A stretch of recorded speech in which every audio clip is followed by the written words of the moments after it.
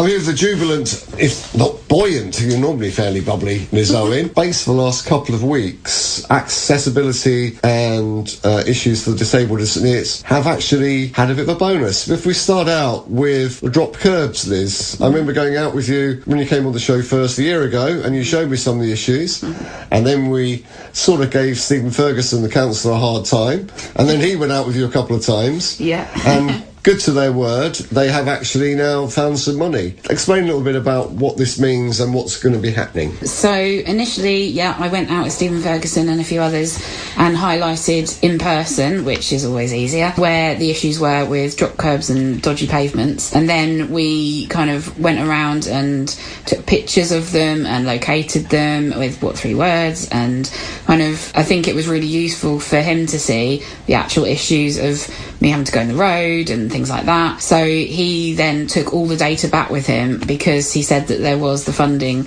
potentially there with the county council. And then, town and him both basically did all the work of plugging how important it was, and also bidding, and they've worked really hard on it, and it's amazing. I didn't even know that kind of thing existed. So where are these initial drop curbs going to be? So it's primarily around the town centre, so where Waitrose is, and the back there going onto New Street, and also on Tebbets Road itself, like where you mentioned, by the health centre and back of that. And I believe also, obviously the high street's being done anyway, but I think along there too, and also the back of where the Smiling Grape is, which is also near Waitrose. So that is primarily the drop curbs, and then I'm not exactly sure which pavement's been looked at, but some of them are hopefully be done at the same time. Could you explain to listeners how much of an issue is it for people in wheelchairs, people in mobility scooters, and indeed mothers with buggies, I guess, as well? What is the importance of having places where you can get safely onto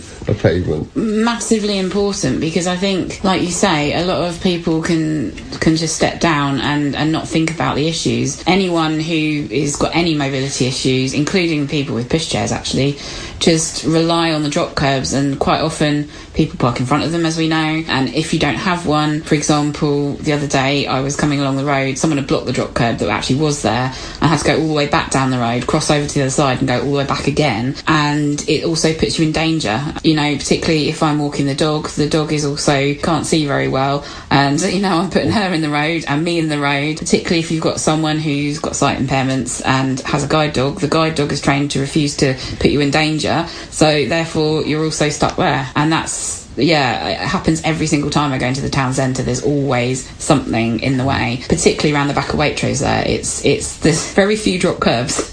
Since I highlighted this, Councillor Ferguson announced this last week that the grant was coming. I've been contacted by people in Huntingdon and Godmanchester to see whether they can try and get a similar sort of grant. And Councillor Ferguson explained that this is a first. St Neots has accessed this highway improvement money for the first time, according to Councillor Ferguson. This is being used for improvements for pavements and to help access for the disabled rather than roads.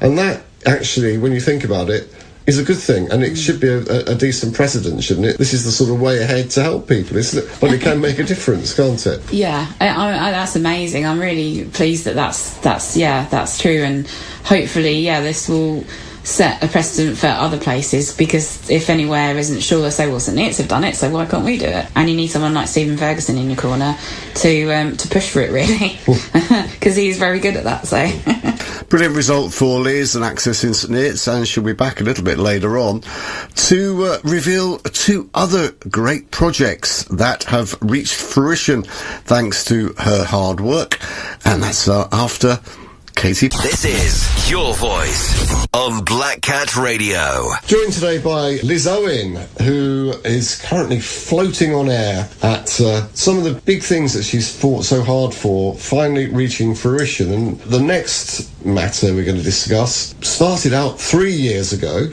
Explain a little bit what this will mean to yourself and others like you in St Neots, Liz. Well, it means a huge amount. I mean, this has been a long time coming, and specifically because it's such a busy place, Riverside Park. They've also refurbished the whole toilet block, so everything is kind of as new. And for me, using the disabled toilet, it's nice because it's finally like light and bright, and it's not horrible as it was before. And the changing places in particular, it's the first one in this area. There is obviously one at One Leisure, but that's, you know, out of town. But for the town centre, it's the first one. It means people can have a day out. Like, no matter why you need to use it, a lot of people at the moment, especially the reason why I got it, was because their day could be derailed just because of not having a changing places. Not only just that person, but the whole family if they're having a day out. And a lot of people I know have already said, you know, we're going to make sure we come to St Neots, and it's going to encourage more people to come in. And even at the moment where there's not as many events on, especially next summer, it's going to be amazing because people are using it. And again, it's going to set a precedent for hopefully other towns to get one, because and it looks great. I'm really excited, and it means again I can now have a day out myself, because that end of town has no public facilities other than what's there. So, and too often public toilets, and especially disabled toilets, are fairly dingy and not places that you really want to hang around in too long. But this is rather swish premises and is fit for purpose. Yeah, I mean, they've done a great job, and it's nice because I kind of feel protective of it as well, that it's still sparkling new because it's only been open a week, but it's very different. There's changing places vary depending where you go on facilities and size and stuff, but this is really, it almost feels like you're in a posh hotel. How do you access these toilets?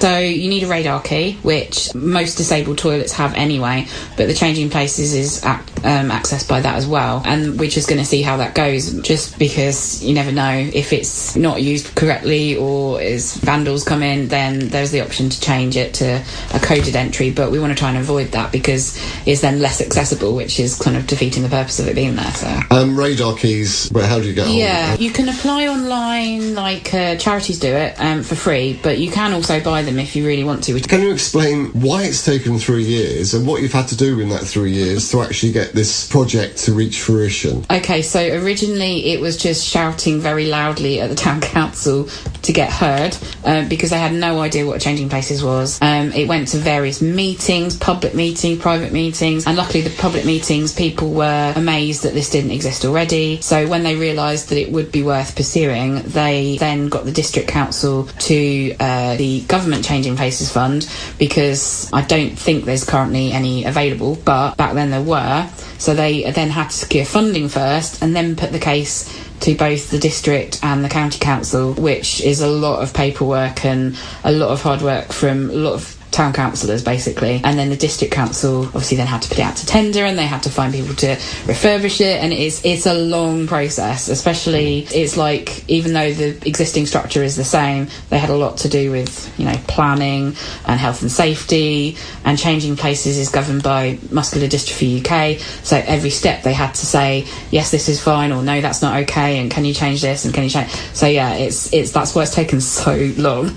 it's kind of one of those things that they didn't know it was an issue until someone told them. In general, just all the disabled access in St Neots, no one had come forward, like me, I guess, before, and be kind of quite persistent with them, and said, you know, that you need to improve things. And now that I am continuously telling them of the issues, they're finally kind of addressing them and listening. So quite often in my battles, especially even with my own health, you're not listened to by, you know, doctors and things along the way, and you're kind of not taken seriously. And I think disabled people have a really hard time getting listened to, and there are key people out there who are successful. But yeah, I think the changing places is really, like, it was quite overwhelming last week to be at the opening, because I just thought, crikey, like, although a lot of the hard work getting it was down to the councils, it wouldn't have even been a thing if I hadn't have even mentioned it originally. And that's where I kind of plough all of my frustrations into kind of keep on, because yeah, a lot of people are starting to help, but it's still very much just me kind of persevering. And Liz Owen is the master of perseverance and sending out emails to rattle cages, and good for her. She'll be back a little bit later talking all about the first ever Roll and Stroll event in the town, and also I popped along to the opening of Changing Places, and there will report on that later on in the show. Black Cat Radio. Back with Liz Owen, we discussed the drop kerbs, which has been a victory for her perseverance, and even more a victory, the changing places, which has taken 3 years perseverance. But the third thing that has happened this week, and it should have happened on October the 4th, but due to floods, on Wednesday last week, you had your first Roll and Stroll event, and this is also something which enables disabled people to get out, meet other people, have a chat, and have a stroll or a roll around the Riverside Park. This is something which you put your heart and soul into and has borne some fruit. So explain how important you think this could be for people in the town. Massively, I think. I was very happy to see people turn up because you never know with these things. But yeah, I think it's good because it's not just a mental health type thing. It's that, but it's also a social thing.